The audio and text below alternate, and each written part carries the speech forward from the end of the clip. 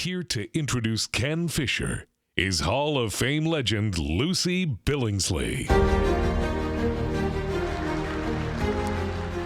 We do better when you do better. That's the great and famous tagline of Fisher Investments. But it's much more than that. It's the philosophy of Ken's life. His moral convictions are seen in those words, as are his everyday actions. Ken is sharp, he is principled, and he's curious. So if you've got an issue, a problem, a conundrum, what he does is he grabs all the facts and he looks at it from every angle, challenging each one of them. Ken and Sherry in 1977 literally started the business in their basement. And now they have grown to financially enriching over 1 million people's lives. Politics, philanthropy, as you've heard, are primary in Ken's life. He is studied, he is deeply engaged, and he has great high impact. He mentioned he's written the financial column in Forbes for over 32 years and translated into many languages. He's also written these books. So I thought I'd have a little fun with the titles. So he gave us only 3 questions that count and showed us how to smell a rat. When others panic, he takes 10 roads to riches and then dances the Wall Street waltz. He wants us to remember that markets never forget. And he plans your prosperity through this successful stocks, super stocks. He's already beat the crowd and simply has one of the greatest minds of 100 minds that made the market. Last year, we happened to have an entertainment evening, a musical evening at our house, and Ken and Sherry were kind enough to come.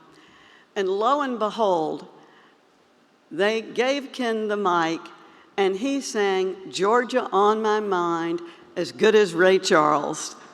And you'll hear the tenor in his voice. So my final words need to be his own. He is committed to doing what's never been done, and he's still doing it, and we're honored because of it.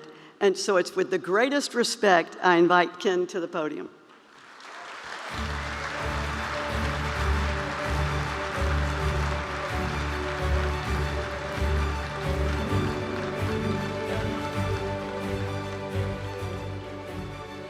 Well, thank you all for all of this.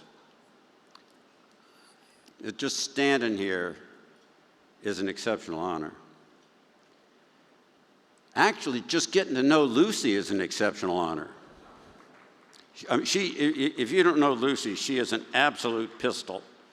And she's a tough one to follow, but if she told me to climb over a mountain, I'd follow her on anything. And I am really honored to be here. I didn't expect this.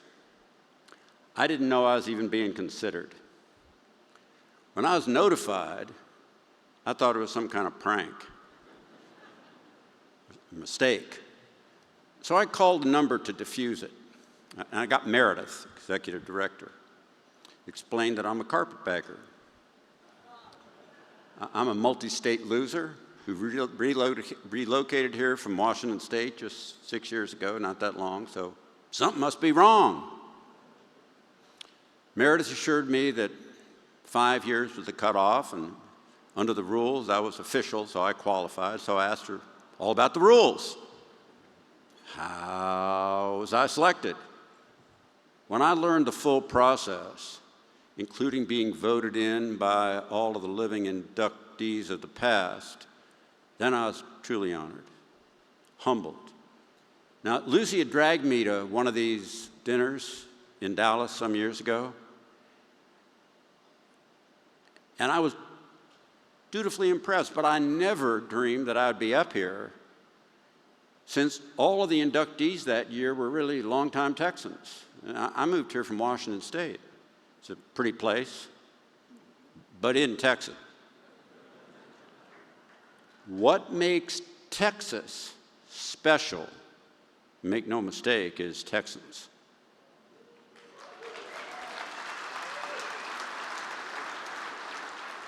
Now, earlier on in Washington, I'd read up on some of our early history and pioneers, and Texas is an ecogeologically tough place. You may have noticed that. The earliest settlers, from Comanches, Hispanics, Tennesseans, they were all beyond tough. They had to be. Today's Texans are tough too, compared to wherever else that is, but also friendly, welcoming, like Lucy, believe in our bones. The things non-Texans think are impossible are possible. I love that about Texas. So much to be proud of that Texas is first and best in. Now, you heard a lot about me. You don't really need to hear more about me. As a refugee here, but I did come here the legal way. I particularly love that despite being the most moved to state, most coastal folks from either coast can't figure out how great Texas is. You gotta love that. And I love this, that our K-12 public school test scores beat the West Coast states, every one, while costing a third less per student with very similar overall demographics.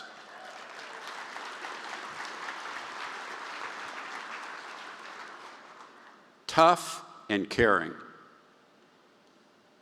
Or that we have no statewide water shortage.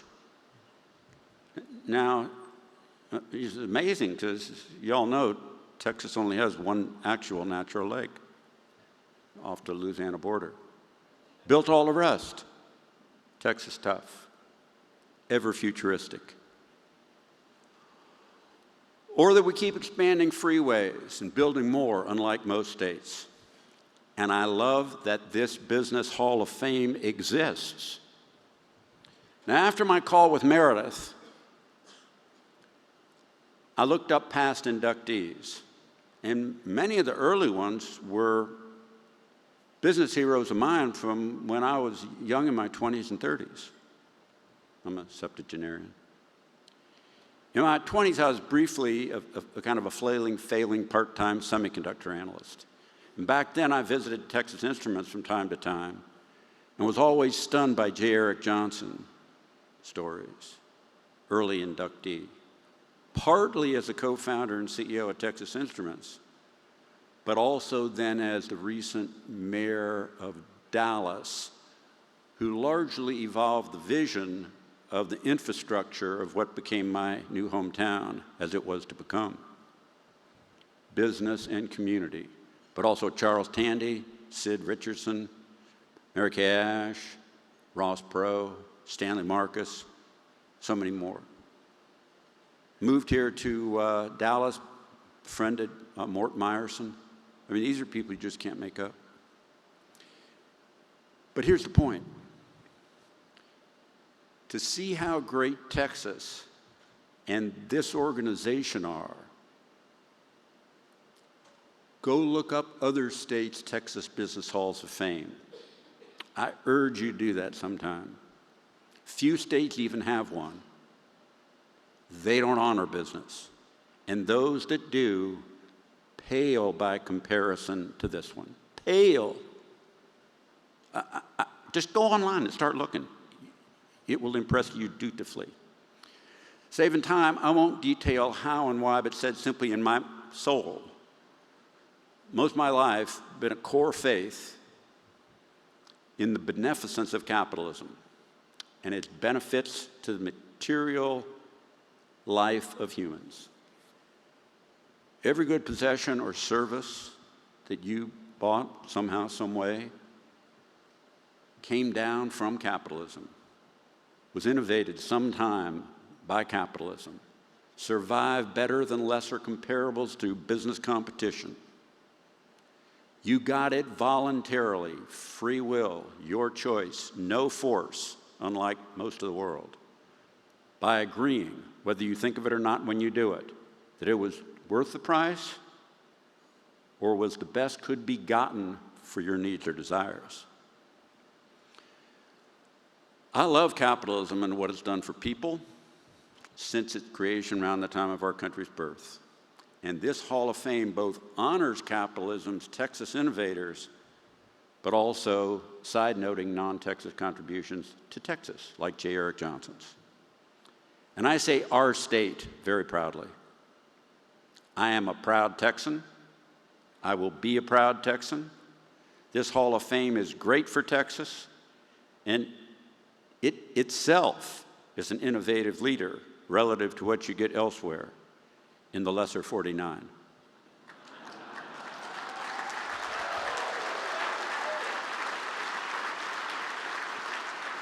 Now, on philanthropy, done right, done half right,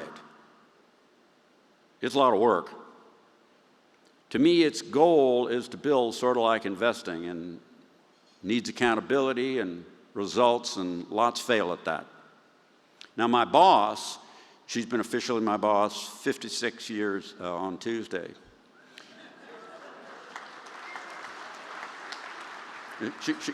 She's right over there, and the older I get, the more I listen to her. Well, I mean, you know, we got together when we were teenagers at first, and I didn't listen to anybody. But anyway, she and I make it harder still by wanting it to honor freedom, God, lawful stability, and futurism as we see it, and that's tough, like Texas. In closing, let me say, first,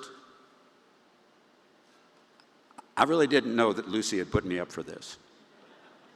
I'm really honored, and thank you. I do consider you a great friend, and I adore your family. Henry,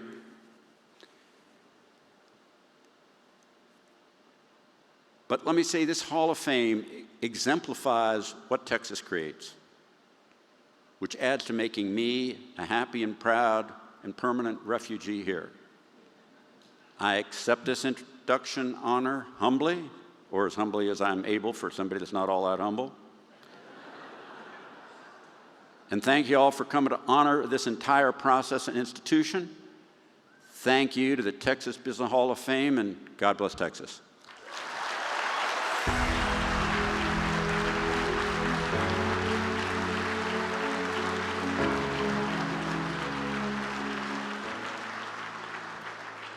I will say one more thing about me.